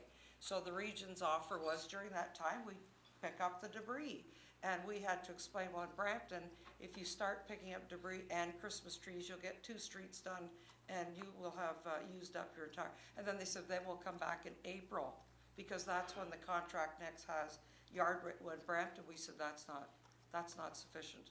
We have to do more. It demands more. So that's, we'll be at the region tomorrow talking about how the waste management contract maybe could be opened up if the region's able to get their requirements to meet that, but that's an independent contract, so it puts the city back in the curbside debris pickup business, and we have a plan, and we're working the plan and applying for funds to do the plan. With respect to hydro communication, I put in a call to the president on the first day so we could connect to Brampton Hydro, and they assigned Scott Miller, their director of communications, who attended almost all of our meetings by conference call because they were very busy seeking other crews in other jurisdictions, deploying the crews. But in fact, that's why I'm looking for this meeting to end at noon, because I do have a meeting at Brampton Hydro, or Brampton Hydro 1 today. But it's with respect to but it's good that people know that, you know, this is what the mayor does, and we still have meetings with Hydro 1. I spoke to the president and members of the board of directors. Brampton Hydro 1 communications budget. The plan is that Hydro 1 Central will do all communication. Well, they weren't ever speaking about Brampton or Caledon, whereas EnerSource in Mississauga, a different company, has a distinct director of communications, active websites, good messaging. So I've relayed that information to Brampton Hydro 1 board and president. That's something that needs to be resolved because they were struggling. We had to send them our media list, and prior to doing that, we were building our own GIS system through our own IT, and we were plotting where the hazardous areas without power were. So we were supporting Brampton Hydro One because they did not have that resource, and that's what you witness when people say, I see Toronto Hydro on TV, I go on the EnerSource website, and what's with Brampton Hydro One? And that has to be addressed. It is being addressed, but it was woefully inadequate for people to understand. In particular, they took to delivering the household kit to say, we've been to your house, but your masthead is damaged. I mean, John, you can recall the early meetings where they said, people have to first check if their masthead was damaged. I said, we're not gonna have some senior in Brampton, who knows what a masthead is, how many people know what that is, step out your door in icy conditions, look up, and determine if you need an electrician. And I think they do send the list. But they eventually did hand-delivered kits individually to each house. And I visited those homes. And some of the people, I said, I'm out front your house now. And they go, oh, we went away because it was Christmas. They didn't know because they hadn't seen the kit to know that they need to call. They said, everybody has power but us. I said, well, I'm in front of your house. Your line has been carefully cut because your mast is damaged. It's strapped to the guy across the street. You need work done. And then they'll come and reconnect it. Now you go into a new queue for service. So we, as Councillor Callahan said, we're learning by this experience how important the details are to get to people, particularly at the holiday time where people went away and didn't get the package until they got back. But we're learning and we're getting through it. Councillor Dillon. Thank you, Madam Mayor. First of all, Happy New Year to all of you. I also want to say thank you to our staff, the volunteers, Brampton Hydro and Ottawa Hydro. They've done excellent job. And I also want to mention Councillor Sanderson and Mayor Fennell. You both done a great job. You both were available all the time in the City Hall and supporting our staff and other members. As Councillor Moore mentioned that it's a long way to finish this stuff, but still some sidewalks are still closed. Like last night someone posted a message on my Facebook that Clover Bloom Road, they called a few times, the sidewalk is still closed, but nobody came to help them. I know you guys have lots of work to do, but I think we should clean all those sidewalks as soon as possible. Again, thank you very much, everyone. You guys done a great job. Thank you, Councillor. Councillor Gibson. Thank you, Madam Mayor. Elaine, this is our second big test since the days that when we, staff came to council and said we need to have an emergency preparedness. And council endorsed that, and I remember at the time some of us took some courses. I took a 3-day course on what to do. Down in the States, they put it together. They still do every year. At that time, one of our commissioners came with us. Ernie Banting from the fire department came with us, and we started learning how to put a response together. And I remember we were criticized by not very many people, but some people say, well, what does Brampton ever need a response? What are they going to respond to? Well, we know now. And we should think about, what if we didn't? What if we weren't prepared? What would have happened? You know, we talk about all the good things of what we did and how it didn't happen. Boy, I'd hate to see what would have happened had we not been prepared. And I echo all the comments being made about the staffing and everybody, right down to the people in the rec centers who I know, one person in particular who worked Christmas Day, gave up his Christmas with his family to be at one of those shelters. I mean, I hope that the chiefs get down and recognize those people, maybe go shake their hands and say, well done, because they don't have to do that. You know, they don't have to give up their Christmases with their families to do that. So it was just a great response from everybody.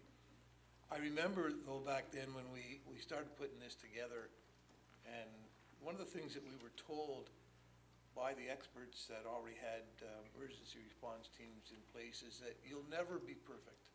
There's always something that you will be criticized for or that you didn't think of. You just hope that they're minor things. And every response, every time there's an emergency, you can learn something from that. And that is the most, I remember the guy that was talking said, that is the most important thing you can do, is learn from every disaster that there is and how you can do it better. And no matter how many times you do it, and this guy had talked about, I think he was over 20 years in the business of doing that, you will always have something to learn from. So I'm gonna suggest that when we do our postmortem on all this, that we get all the council members, because we're hearing it all, involved in that, but also that we send out to the public and say, you know, how did we do? What do you think we maybe could have done better? I'm not saying any more right, because I think what we did was fantastic. But there may be some suggestions that we have, so we learn for the next time. Having said that, the next time, if we, hopefully we don't have another one, but if we do, we'll be different from this one. Even this, I imagine, even this storm disaster was different than the one in Quebec and Kingston and all that. So, you know, it's gonna continue on, but I think we need to hear from the public to say, you know, I know we've asked for pictures and all that kind of stuff, but let's ask them, how did you fare in that? Was there something that the city or the region, I've given criticisms from a few people that say the region didn't do anything.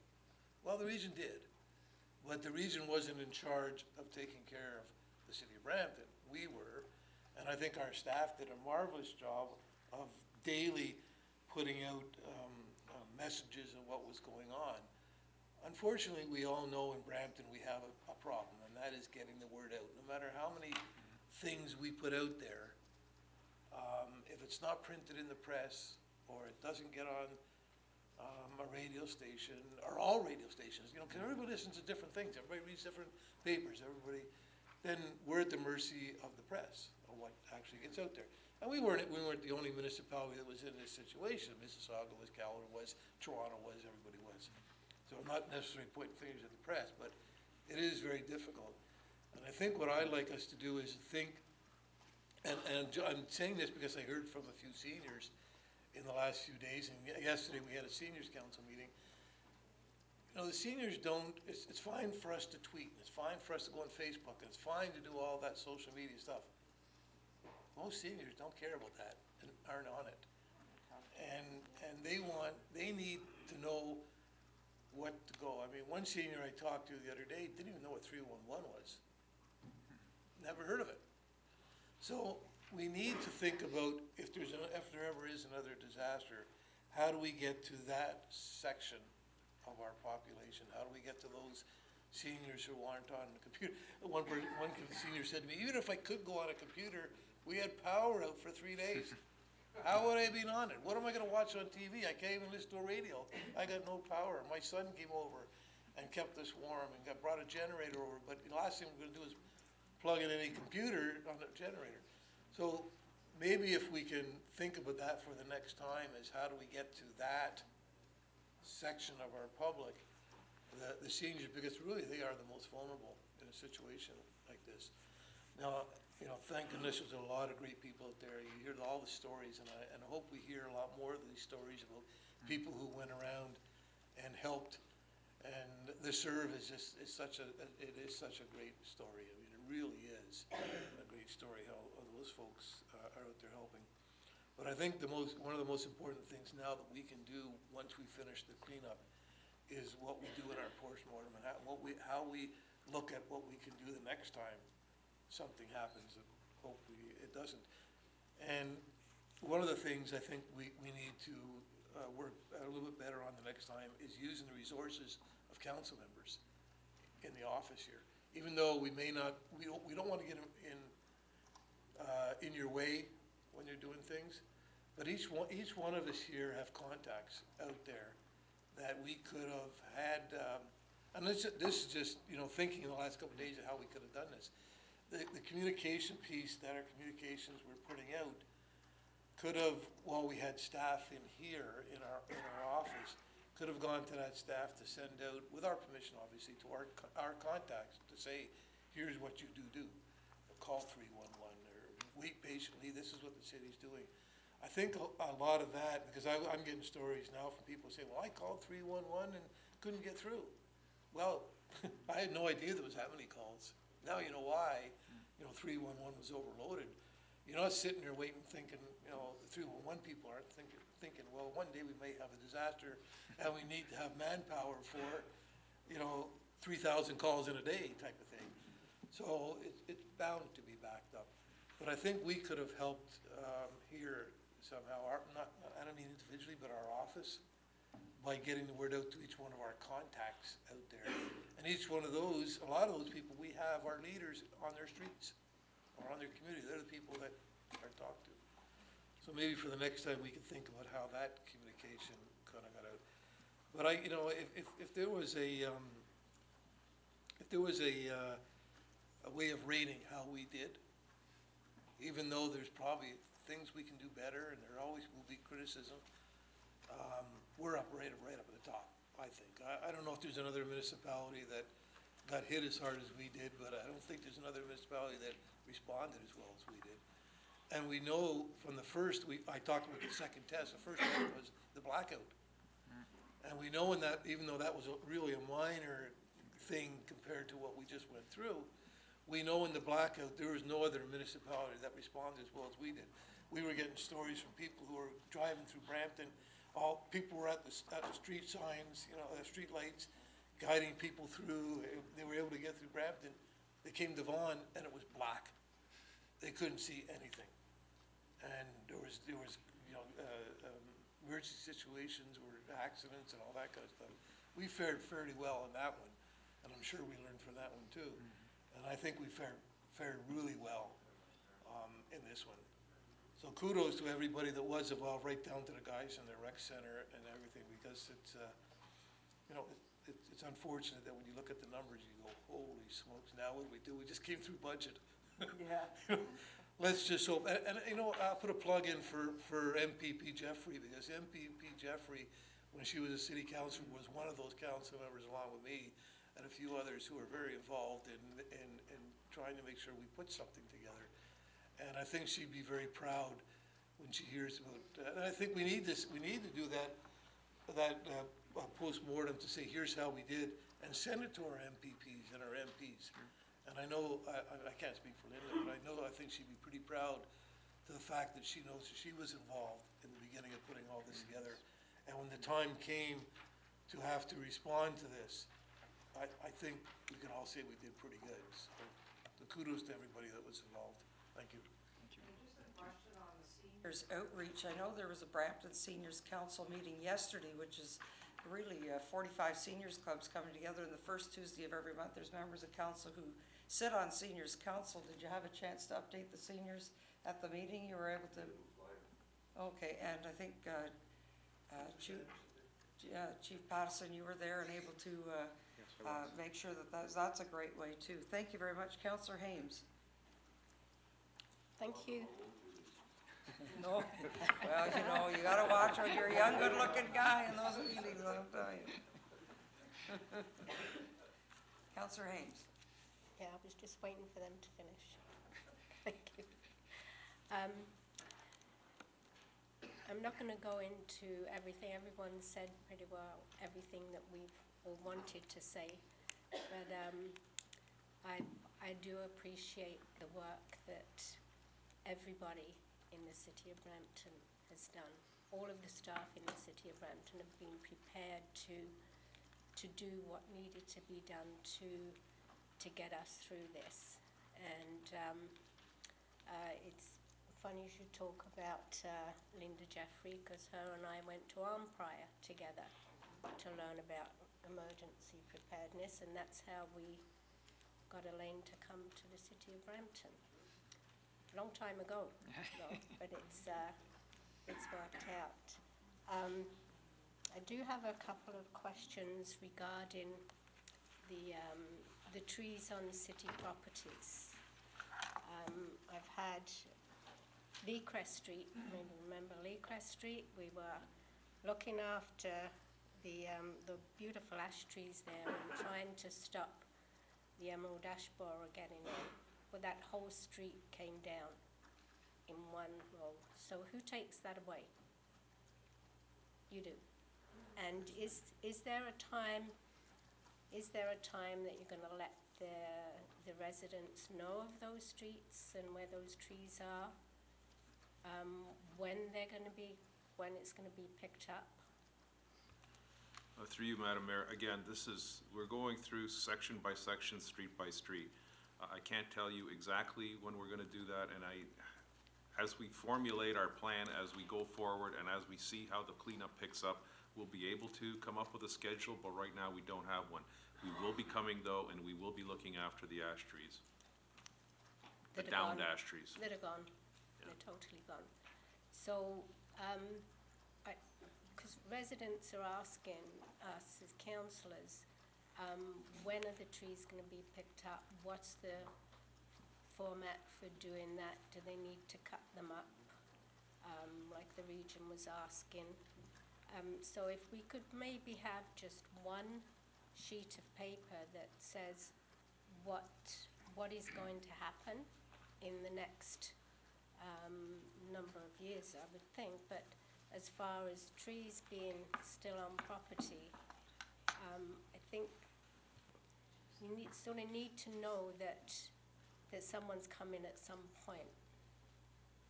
Well, as far as the street trees are concerned, and Councillor Moore kind of hit it on the head. I mean, she was joking about being there by April.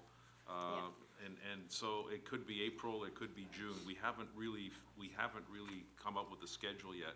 And it's been very difficult. I mean, in terms, everybody's talking about the ice storm on the 21st, but we've had 3 winter storms since then, plus the cold front and the freeze. So that's really slowed down the production. It's really hampered the whole recovery process. So at this time, I really can't, Councillor Hames, I really can't give you a definitive answer. Only to say that we will be by on the street, as long as the limbs are off the sidewalk and not on the driving portion of the road, we will be there. And we will be there sometime in the next few months, but I can't tell you exactly when.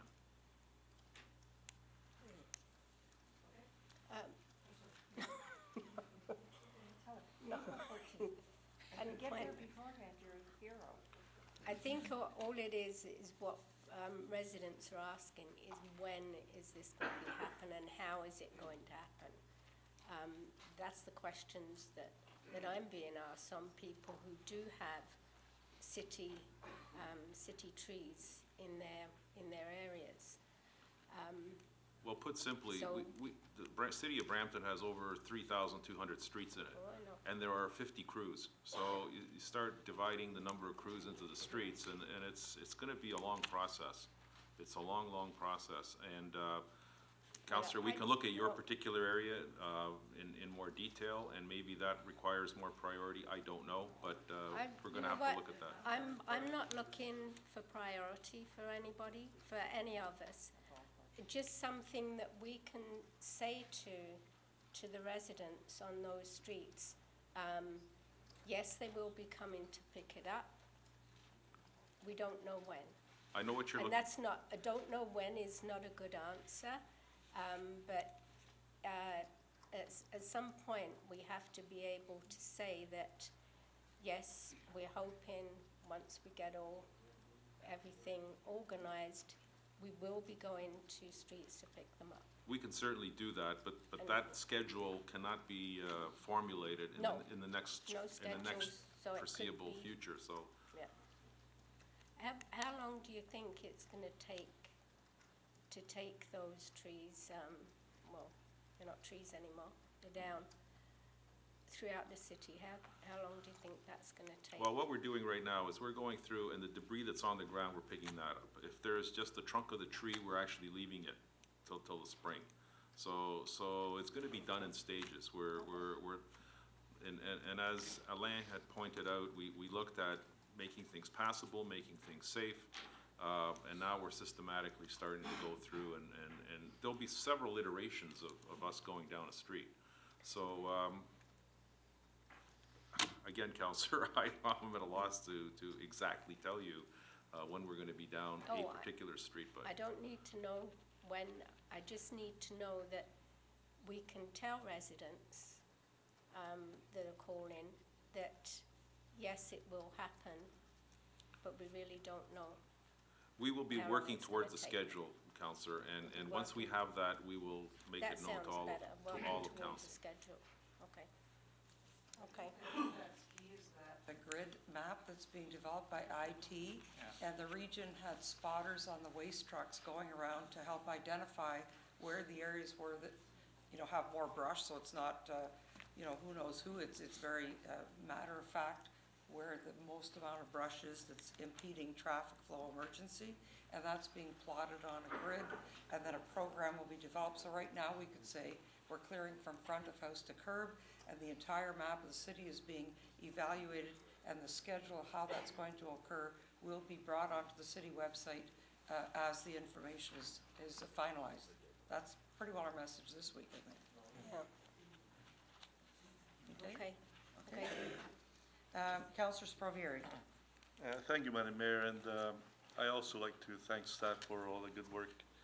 But I do have a question now. As part of the emergency measures that has been organized by your department, is there a requirement for staff to actually go out of their way, work overtime during weekends, holidays, evenings? Is that part of your is that part of the strategy, or is the staff totally on a voluntary basis? If they wish to work overtime or on the weekends, they can do so. If not, then we're sort of out of luck. What's the procedure? Well, to start with, all of the staff in the Emergency Mayor's office is non-union, so there's no, limit to the amount of hours, and there's no collective agreement that we have to abide by. The other thing is that when they're hired, they are understanding that their role is to respond to emergencies, to be ready, to be available. So availability is part of the requirement, the expectation when they are hired to work with this. That at times, it's actually in the job description. At times, they may be called on to do additional hours beyond the normal day-to-day. We work on flexible schedules, and staff expect that. Do they expect to have the amount of hours that we've been spending and doing this last 2 weeks? Probably not. This was actually a very large situation of emergency and beyond what was probably expected. So I can say that is partially, yes, there's some expectation, but at the same time, my staff, and not just my staff, but a lot of the staff that is out there, went beyond the call of duty and really volunteered a lot of hours beyond what they normally would have been expected, even under. I'm also referring to the whole total workforce of the city, the guys out there doing the actual hard work in the streets and taking down trees, and Ed's people there. I called many times to remove hanging branches from the middle of the streets and so on. Absolutely, and all of these people, have gone beyond what they were normally in their job description. So was that a voluntary thing? Was that voluntary, or was that basically a requirement under the emergency measures that we have? It's not required. It's requested, and we have had some discussions in the past with the unions about the availability of staff, and unions have told us that if we are dealing with an emergency, then they will go beyond what the collective agreement just says, and will be willing and ready to add additional hours if necessary to resolve the situation. Okay. Now, through the chair, the one main issue that I like to raise is that most of the calls I received or emails I received were from residents that tried calling 311, they tried calling the works number, they tried calling the hydro number, and they waited for long periods of time, and they weren't able to get through at all. So finally, they emailed me or they called me, and then I passed it on to whether it be hydro or whether it be staff to attend to these issues. Now, how can, as Councillor Gibson has indicated, we can learn from past experiences. So how can we make this better? How can we, God forbid there's another incident, which we don't want, and hopefully that doesn't happen again, but in case there should be another emergency, how can we improve our communication capabilities with Hydro and with the 311 or city staff, so people can get through. Counselor, if it's okay, I think what was said at the beginning is when we get to a certain stage, then we're going to occupy staff's time at reviewing what we've done and what could be better. But right now, all these people need to get back to their post, dealing Well, with the Madam very Mayor, please, everyone spoke for a half an hour, including you. I'm here for 2 minutes, Why are you and you're raising trying to your call voice, me off. Counselor? I'm not cutting Please, you off. I'm I trying have to a question. You You're can trying to continue, I Counselor. know. I'm not trying to cut you off. We Well- want to have a little argument today. No, it's not an argument. I'm Okay. just, please, I'm having the I was floor. I trying asked to a question of staff. I was trying to help I with asked, the I answer. asked Ellen a question, Okay. and you're interfering. Please. Okay, John. Let Sure, John. staff answer, the professionals answer the question. Please. Sure. So anyway, the question is, Okay. can we look at Thank you, John. possibly, looking at that part of the operation to try to make it better for the future. So, the other point I'd like to raise also is, as Councillor Hutton said, there's a lot of these rural properties, including the 2-acre estate lots. There's a lot of damage. I have 100, dozens of trees that are, and so I like to be able to burn rather than even create more work for our city people to pick up the stuff. It'd be easier to burn the stuff at the back. And so, if Chief, if you can look at perhaps a program where people can call in and say, look, I have some stuff to burn, and whether you can lease off on. I know the price has gone up to $100 or $25 for a burning permit, or $100 for a week or so maybe do something about that and help out to lessen the amount of stuff that's going to be put on the street. The other positive thing, around my area anyway, most of the trees damaged, really damaged badly, are the green ash. So these are probably going to be dying anyway in the next few years, and so probably people are happy that they're going to be taken out sooner rather than later and get new trees planted. So, and I believe that even these trees that we see here on the screen are mostly green ash. Is that right, Ed? They got the biggest hit, and they took the biggest hit. So the funds that we approved, the $1.5 million for removing some of these trees from hiring contractors, is that going to be utilized to speed up the removal of these trees, the ash trees especially? Through you, Madam Mayor, we really haven't determined how the funds are going to be, where it's coming from. We're looking at everything from city reserve funds to actually asking for the province for money, and that's what you're basically here today to hopefully approve, so that when we send in the application, we're looking for over $50 million from the province of Ontario. Yeah. Okay, well, thanks again, everyone. I really appreciate the good work, and people are happy out there that the city responded well. Thank you. Thank you, Councillor, and I was trying to respond to the questions that were asked because as somebody who's been in this building since December 22nd and part of this process every single day, New Year's Day, New Year's Eve, Christmas Day, we're trying to help with the answers where we know they are. I want to give you some news just in. Oftentimes people see the mayor multitasking because, the job of mayor has more demands than there are hours in the day.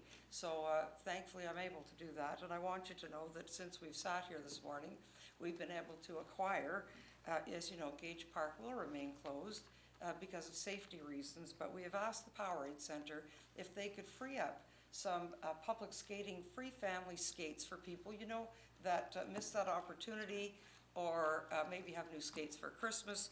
And while we've been here, we've been able to work with the Brampton Beast, the City of Brampton, our insurance people, communication people, and I will announce you're first to hear that this Saturday night, January 11, and the following Saturday night, January 18, for a 3-hour block from 7 till 10 p.m.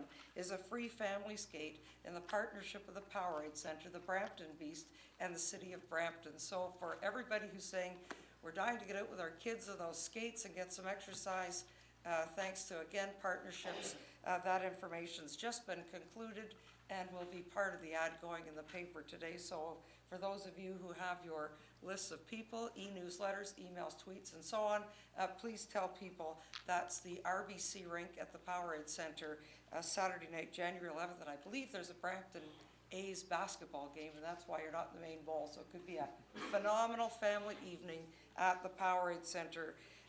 We're now at the point of the meeting where we seek a vote on this particular report. I will ask for a recorded vote. It's moved by myself, seconded by Councillor Sanderson. The only amendment is to add the MPs and MPPs. It is presently going to the region of Peel. I would also, well, I guess all members of council do have a copy, so that if there's anyone else that needs copies of that, we'll add that accordingly. Mr. Clerk. Recorded vote has been requested. All in favor, please stand to be counted. Showing in favor of the motion is Councillor Hames, Councillor Moore, Councillor Gibson, Mayor Fennell, Councillor Hutton, Councillor Sprovieri, Councillor Dillon, Councillor Sanderson, Councillor Callahan. Madam Mayor, the motion carries unanimously 9-0. And I should say, Councillor Plushy had hoped to be here, and Councillor Miles is tied up with a family matter, and I think it's, this was a special scheduled council meeting. Our next council meeting is our first council meeting of the year, was scheduled to be January, where's the date? Wednesday, January 29th for regular city business, and followed by Wednesday, February 12th at 1 p.m. So this special meeting was called today specific for this purpose, and there may be a follow-up special council meeting as we continue to deal with the response to this resolution. If there's a further need for a council endorsement of our actions taken to date. Council, we're now at the moment of the, Councillor Moore. Thank you, Madam Mayor. I probably should have mentioned this through my comments when I had the floor previously, but through you to the CAO. I think we've got a pretty strong case for the province to consider financial support for us. But I also know that the city of Mississauga asked for the same support, financial support, through their flooding earlier last year.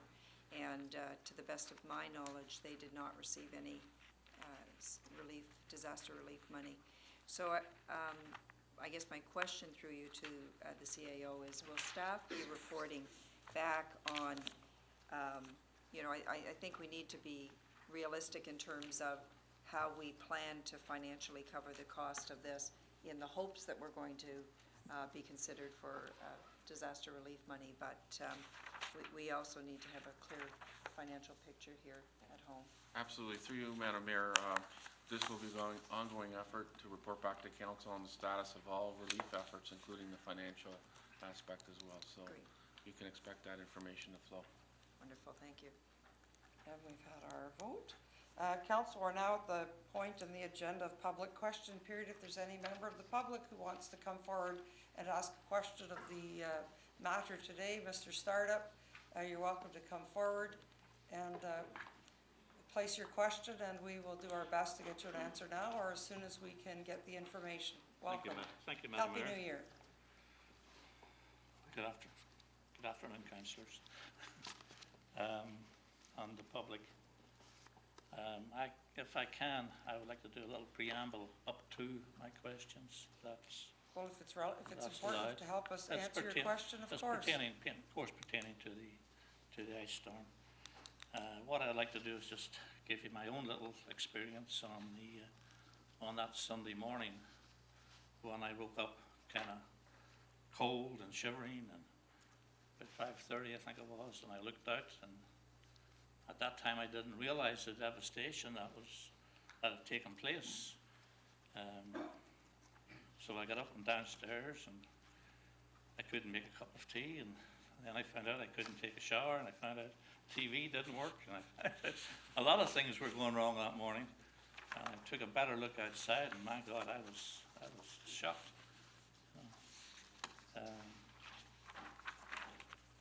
As the day went on, of course, you try to decide what to do. With there being no electricity, of course, you had no television, you couldn't watch the news. I recall I had a little crank radio in the house somewhere. I tried that, and that didn't work. There was no hot water for tea, and the wife came down, and we talked about it, and put a couple of extra sweaters on, and decided what the hell to do for the day. you know, and it was kind of bewildering. And I'm sure many, many others. How many members of the public are here today? Well, there you go. 1, 2, 3. Where? So obviously you're all staff, all hydro or city staff or parks and rec staff. I don't see Mr. Duval here. Hi. He's probably floating on a rubber dinghy in his pool down in Florida. Good luck to him, missing all the fun. He's actually out there, Wherever he is, I know. Everybody's Anyway, working, George. I said it was a hell of a time to know what to do. So I recalled I had a little radio, a little battery radio, and I tuned it on. I thought of, okay, it's 6:80 a.m. I think it was, and I heard you, Madam Mayor, doing a little whatever talk on it and trying to After every advise. meeting, we called the media. So And that was the we only get piece that. of outside communication that I personally had at that point in time. As the day went on, neighbours started appearing. And we got talking and, you know, this and that, and how long is it going to be? And that was the big question, how long is it going to be? And people said, oh, we'll stick it out and we'll wait till the evening, so the afternoon went into the evening, still the same questions. And so 24-hour. I think my electricity came on after 24 hours. I think I was one of the lucky people. You know, I think it was 11:30 at night when I went to the washroom and suddenly the lights came on. So, but it was a heck of a time for people. We were going, myself and some of the neighbours were going door to door, going to the older people, asking them how they were, and as the day went on, advising them to get in touch with their family, and you know. So it was kind of a, I guess, a little neighbourhood